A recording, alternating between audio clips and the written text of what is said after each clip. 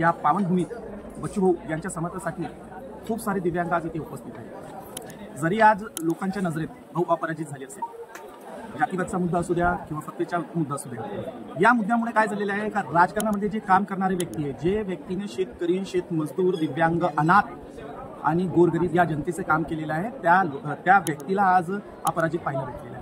तर आम्ही आज सर्व दिव्यांग याच उद्देशाने इथे आलेले आहे की भाऊ दिव्यांग वर्ग काली तुमच्यासोबत होता, आजही तुमच्यासोबत आहे आणि सदैव तुमच्यासोबत राहणार आहे। कथा दंतकथा तुम्ही पुष्कळ ऐकली असेल, पण आपण जेव्हा एखाद्या दैवत आणि देवाला जेव्हा आपण पाहतो मिळत नाही, पण बच्चूभाऊच्या रूपात आम्हाला दैवत मिळाले। पूर्वी अपंगाच्या ज्या समस्या होत नव्हत्या किंवा त्याचं ऐकलं जाणार नव्हतं, ते भाऊमुळेच आम्हाला आणि सरकारमध्ये आमच्या मांडल्या गेलेल्या समस्या मांडल्या गेल्या। पण आता भाऊवरच दगा आला ह्या गोष्टीचा। आता भाऊचा जो म्हणजे अपंगाचा प्रॉब्लेम आहे, तर त्यामुळे आमचे सर्व अपंग आम्ही सर्व बांधव आम्ही भाऊच्या सपोर्टसाठी आलो आहे आणि आम्हाला असं वाटते की आमचे भाऊ नेहमीसाठी आमचे अपंग मित्र आमचं काम करावं आणि आमच्या त्यांच्यासोबत शुभेच्छा पण आहे आणि सपोर्ट करण्यासाठी आम्ही सर्व हजर आहोत। त्यामध्ये झाल्यापासून बच्चूभाऊंच्या सोबत फाउंडर मेंबर राहुल नगरमधून आम्ही काम करत आहोत आणि आतापर्यंत हे काम करत असताना पूर्ण महाराष्ट्रामध्ये पूर्ण भारतामध्ये असं नाही, जे दिव्यांगाचं मंत्रालय आपल्या महाराष्ट्रामध्ये स्थापन झालं त्याचा एकमेव लढा गेल्या जवळजवळ 20-25 वर्षापासून बच्चूभाऊ दिव्यांगासाठी लढत होते आणि ते एकदा स्वप्न बच्चूभाऊंनी आमचं पूर्ण केलं। परंतु हे जे स्वप्न पूर्ण केलं असलं तरी आता आम्हाला असं वाटतं की आमच्या जे मंत्रालय आहे त्याचा जी खुर्ची आहे मंत्रालयाचं अध्यक्षपद आमच्या बच्चूभाऊलाच मिळालं पाहिजे। म्हणजे पूर्ण महाराष्ट्रातले जे दिव्यांग आहेत त्याचा जो पांडुरंग आहे तो ओनली वन फक्त बच्चूभाऊच आहे आणि त्या बच्चूभाऊंच्या माध्यमातून आम्हाला चांगल्या पद्धतीने स्वाभिमानाने जगण्याचा अधिकार जर दिला असेल तर ते फक्त बच्चूभाऊमुळं। आणि मी शासनाला कळकळीने अहमदनगर जिल्ह्याच्या महाराष्ट्राच्या वतीने मी विनंती करेन की आमच्या या बच्चूभाऊंना मंत्रिपद नाही मिळालं तरी चालेल, आमदारकी नाही मिळाली तरी चालेल, फक्त आम्हाला आमच्या जे मंत्रालय आहे दिव्यांग मंत्रालय त्याचं अध्यक्षपद द्यावं एवढीच मी विनंती करतो आपल्या माध्यमातून। जय हिंद, जय महाराष्ट्र।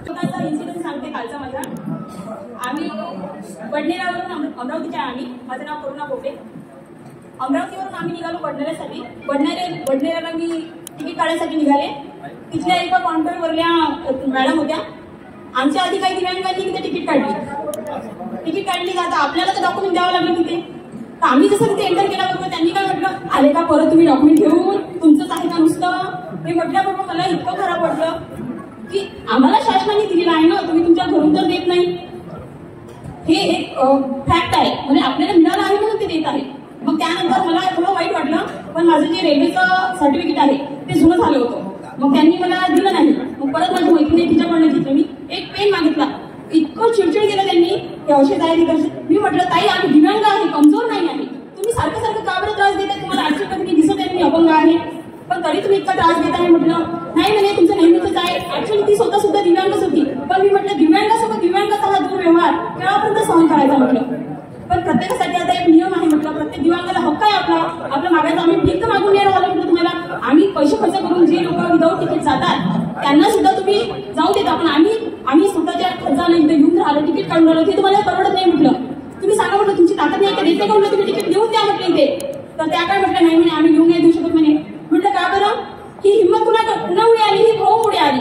एकेकाळी मी स्वतः म्हणजे बाहेर जेव्हा मी शाळेत असताना कुणी जर मला कुणी काही बोललं तर मी रडायची, असं मला वाटत होतं वाईट, पण आज माझ्यामध्ये जो कॉन्फिडन्स आहे हा भाऊमुळे आहे। मी 4 शब्दात बोलू शकते, मी माझं मत मांडू शकते, हा जो आत्मविश्वास आहे हा भाऊमुळे आला आहे। आणि हा जो आजची जी आपली कंडिशन आहे ही आपल्यामुळे आली आहे, ती कधी आली नसती भाऊमुळे जर आपण त्यांना सपोर्ट केला असता।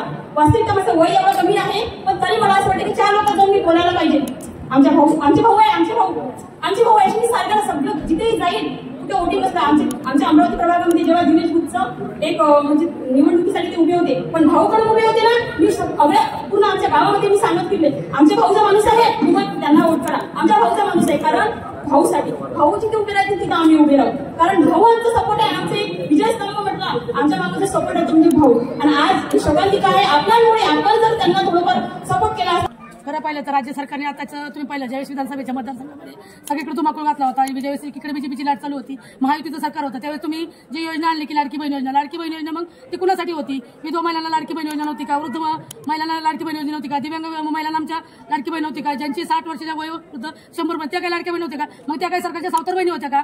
मग एकीकडे तुम्ही लाडकी बहीण म्हणता आणि इकडे उत्पन्नाची आठ विधवा महिलेला पेन्शन देताना 21,000ची उत्पन्नाची आठ लागते आणि सर्वसामान्यांना ज्यावेळेस तुम्ही लाडक्या बहिणीला जे काही अटी नियम घातले त्यावेळेस कुठे गेली? आणि केंद्र शासनाचा ज्यावेळेस तुमचा निधी यायचा आहे, तुम्ही आज जर दिल्लीत सत्ता खलबत मागवायची म्हणलं की तुम्ही उठलं आणि मुंबईमध्ये बसून दिल्लीचा शेपूट आला होता.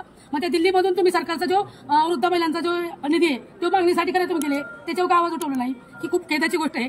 आज मला वाटतं की आमच्या प्रहारसाठी जे मान्य बच्चू कडू 19 ऑगस्ट 2012 पासून प्रहार संघटनेची स्थापना झाली तेव्हापासून दीनदुबळ्यांसाठी ते लढत आहेत. आम्ही आजही ते जरी सगळ्या महाराष्ट्रामध्ये असेल ते पडले नाहीत. जितक्या ताकदीने पडले तितक्याच ताकदीने आम्ही पेटून उठू आणि या महाराष्ट्राच्या जनतेला, या महाराष्ट्राच्या मुख्यमंत्र्याला सांगून देऊ की लाडक्या बहिणी आम्ही नाही, तुम्ही आम्हाला जरी सावताराबरोबर वागणूक दिली असेल तरी आम्ही मात्र गप्प बसणार नाही. तितक्याच ताकदीने आमच्या भाऊंच्या पाठीशी खंबीरपणे उभे राहू. जोपर्यंत आमच्या प्राणात प्राण आहे तोपर्यंत आम्ही बच्चू भाऊच्या सोबत कायम राहू.